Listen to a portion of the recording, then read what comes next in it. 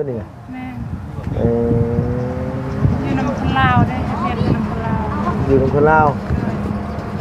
เบาลาวเป็นเนาะมีบ่เคยคนบ้านตัวเบาลาวบ่เป็นเนาะมีแต่ส่วนน้อยส่วนน้อยเนาะส่วนหลายก็เว้าลาวเป็นหลักๆนี่ก็เว้าลาวเป็นเนาะเพราะว่าทางพุ่นนี่ก็เจ้าสิชนหลายเจ้าสิเข้าโรงเรียนนั่นล่ะเนาะห้องเรียนอยู่กับคนลาวแน่ลาวคนนั่นน่ะคนขมูคนเขามองคนกันมันมีมงเนาะมีขมุมีลาวอยู่ในโรงเรียนน่ะเนาะสมมุติว่าเฮาเรียนฮอดมอแฮงซี่แฮงหมู่แฮงหลายขึ้นแม่นบ่เนาะมอนี่ก็หลายๆบ้านมาโฮมกันบ้านเดียวบ้านคนลาวแน่บ้านคนขมุแน่บ้านคนชนเผ่าคนอีหยังเพิ่นมงเนาะมีมงมีหลายชนชาติพี่น้องเอ้ย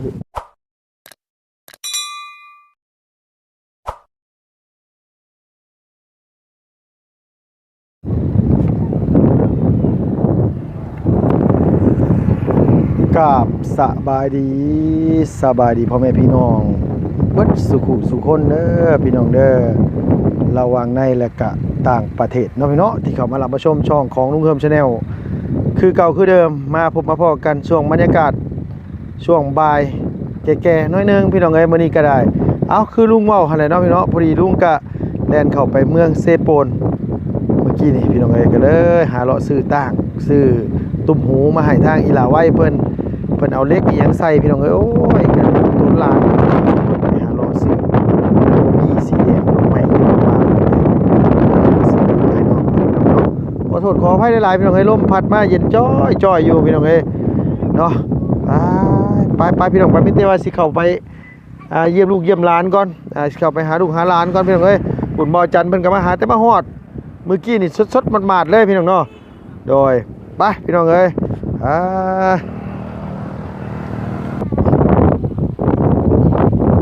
โอ้ยเนาะสแมนนั่นว่าคักแม่นแน่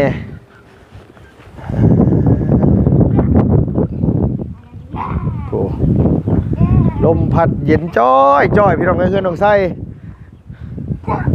คน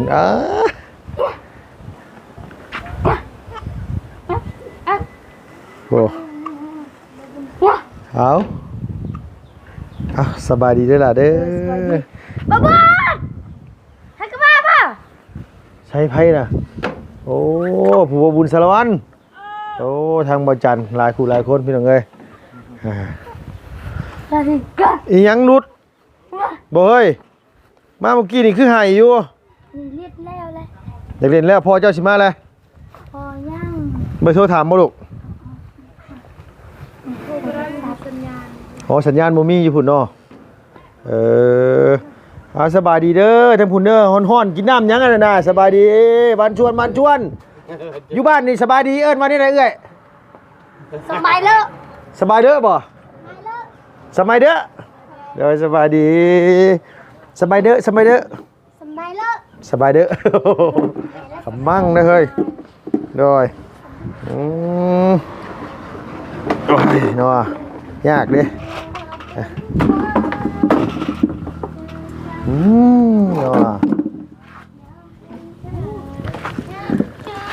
บ่มีเลยเฮ้ยปิ้งไก่นะได้ลอยไก่น่ะเป็นมื้ออื่นน่ะเด้อเดี๋ยวลุงสิซื้อไว้แต่เช้าเด้อเพราะว่าเขาเจ้าขายแต่ว่าช่วงนี้เขาเจ้ายังบ่ทันได้ขายคันค่ำกว่านี้นะมีไก่สดนะแล้วเขาเจ้าขามาอันนี้มันคือบ่แจ้งแต่ว่าทั้งนี้คือสีแจ้งๆนี่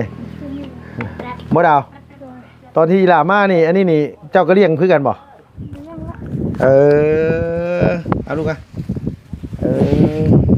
อันนี้ก็หมายความว่าตัวเลี้ยงมาจักปีตัวจังได๋มาพี่ดาวเพิ่นได้ประมาณตอนเพิ่นอยู่ทำเฮ็ดเพิ่นละโอ้แบบนี้เนี่ยคือแบบว่าอยู่น้ำตัวชื่อตัวมาแต่ไหนมา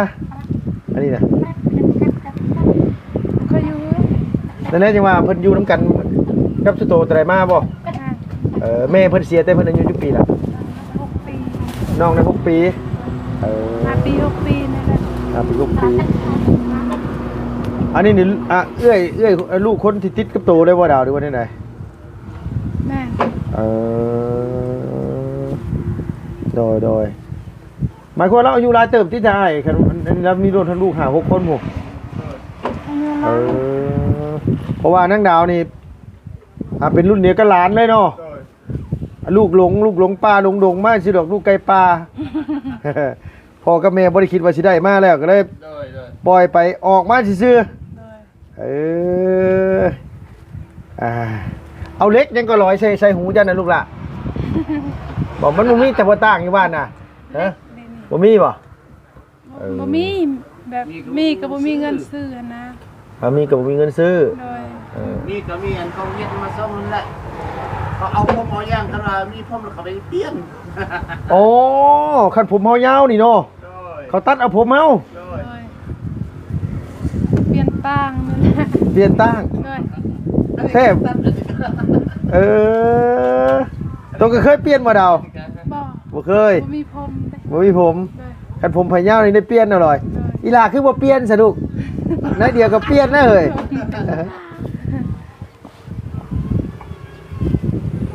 คือผมน้องนี่มันหาแต่เริ่มโป่งมันบ่ดาว โดยกระโปรง ตะกี้ผมมีหล่าเพิ่นก็ตรงเนาะซื้อแล้วว่ะ ยาวงามแล้วตะกี้ โดยไข่ปล่อยให้ร้านไข่จังได๋เขาชงสำเดือนน่ะ แล้วย้อนบ่มีเงินไปห้องหมอเลย หมายความว่านอนนงอนนางแงดไปเรื่อยๆเนาะ เลย ว้าวนี่ก็ให้บอกดิว้าวน้ำกันดีกว่า เรา เด้อโอ้ยเนาะผู้ลุงชื่อมาเมื่อกี้ว่าสิเอาสีแบบที่เจ้าว่ามันบ่มีเด้อเฮ้ยแบบนี้เอาว่าแบบนี้เบิ่งมีชื่อว่า2คู่บ่รู้ว่าสิคู่ใดมักคู่หนึงก็บ่ได้แพงดอกพี่น้องเอ้ยคู่ละ20,000กีบหาดีกว่านี้บ่มีแล้วมันบ่มีเขาเจ้าบ่ได้ขายเด้มันเป็นยางมันจะบ่กัดหูว่าซั่นว่าเอ้ยถอดมือดาวถอดมือ เป็นไหมกินเรียบอะไร เอาไป ดูกี่มาอันนี้ มากันนั้นก็ใส่อันนั้นแหละลองมึงดู เล่นน้อยจิบแหลก เล็กกับเล็กลวดสำหรับพี่น้องก็เพิ่นใส่หูเพิ่นน่ะ เลย งัดออกมาเลยบ่ล่ะโอ้หมดแข็งขนาดเลยโอ้ ใส่ไปได้ไหม มันบริกัดหูเจ้าบ่ลูกบ่กัด บอกได้ เอ้าเสียวเข้าเป็นอยู่บ่ล่ะเลย ว่าจะใส่ตะปัก ให้นายสาวใส่ให้ เอาอันนี้มายังไงก็มีแต่ศพเนาะ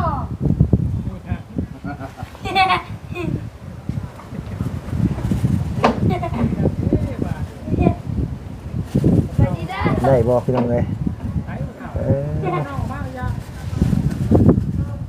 แดด มั นะ นออกไป ใส่ นี่น้องน่ะ แดดได้ ใช้อีกครั้งหนึงลูก แดด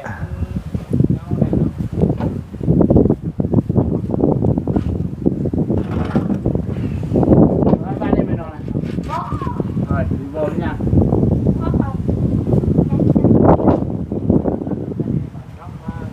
ใส่เพื่อไปเอาใส่เขาสับไปได้เบิ่งฮะโอ้ยพี่น้องเอ้ยใช้ของเก่าเจ้าใช้ของเก่าเจ้าน่ะ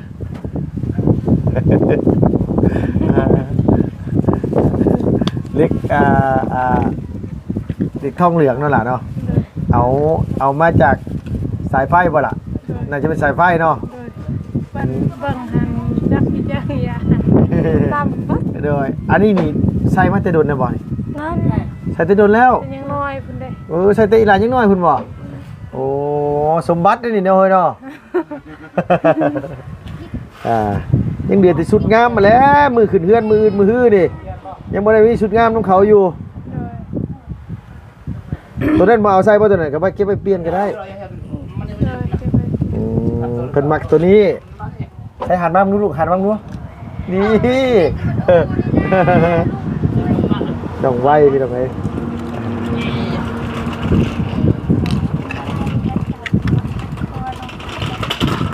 เอ้า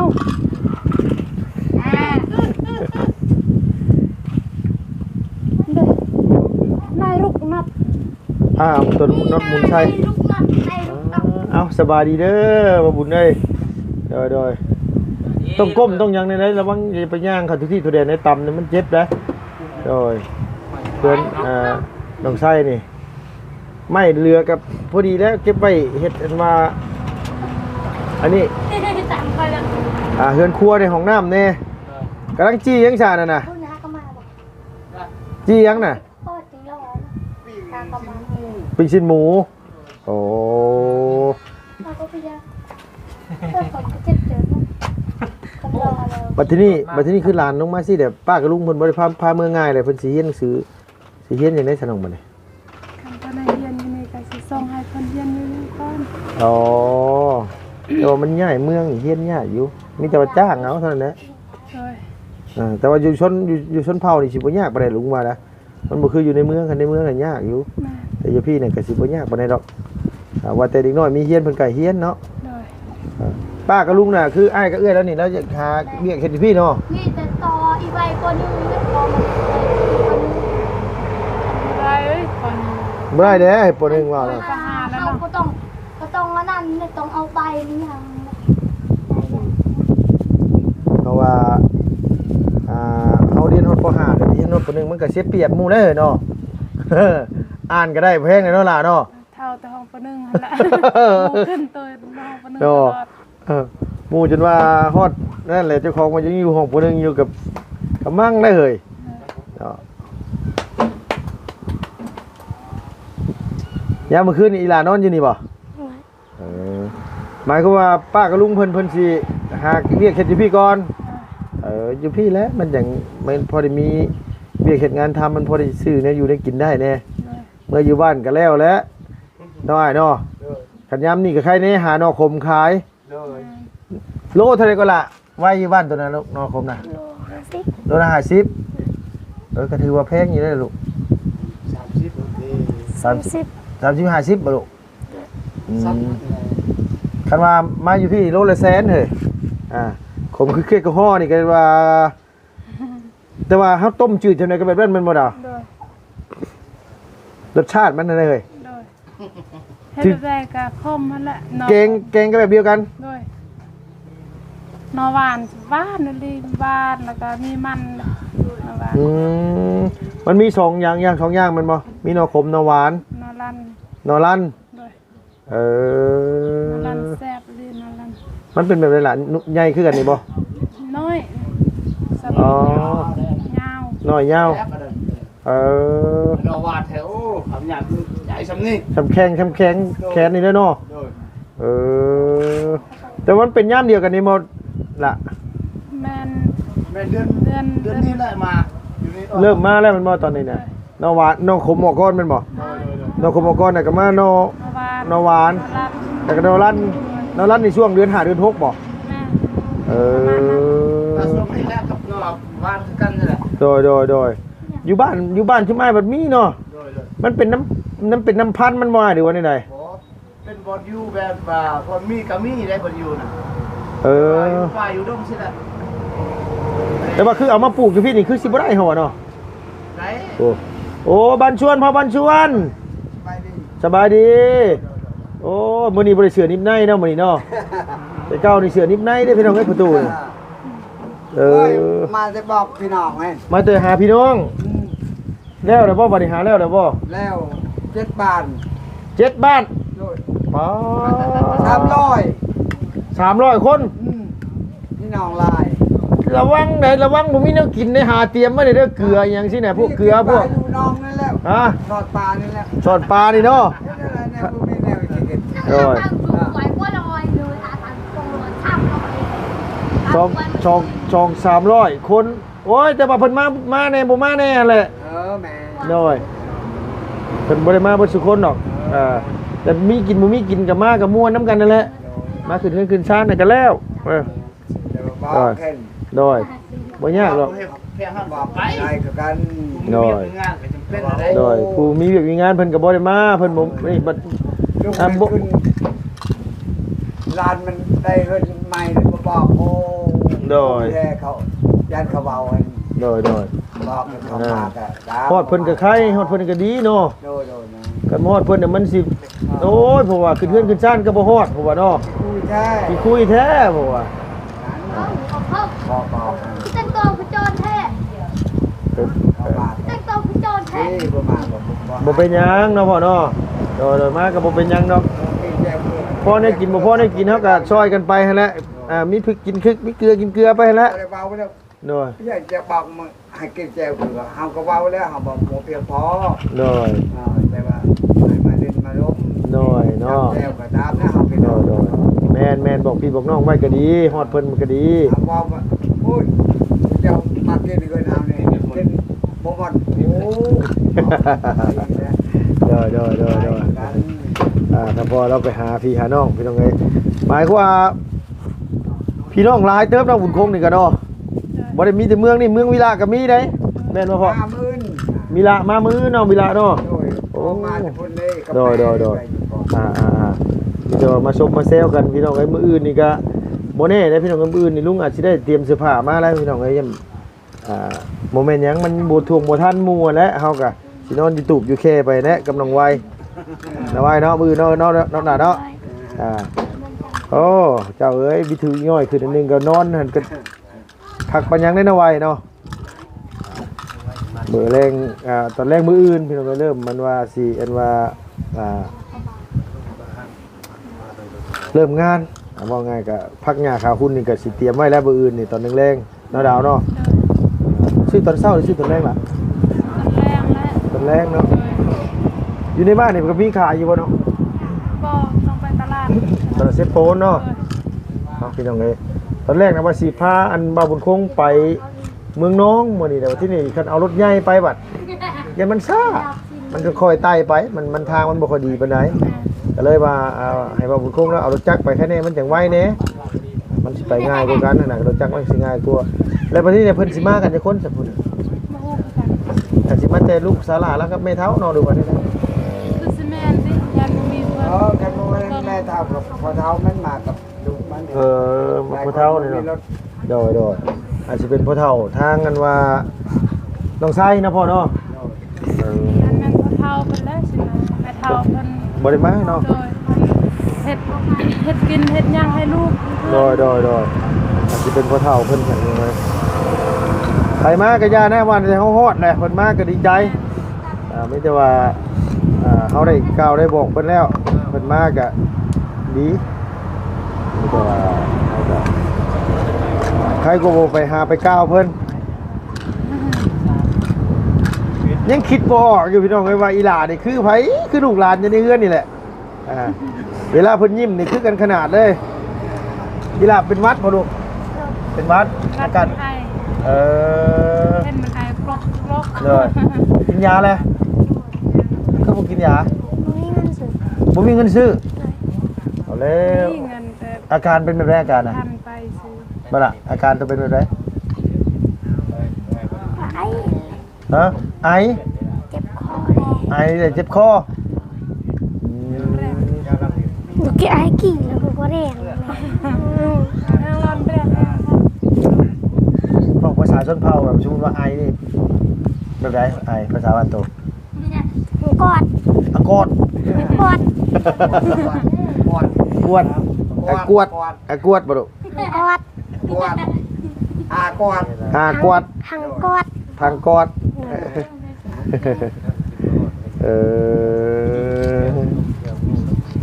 ภา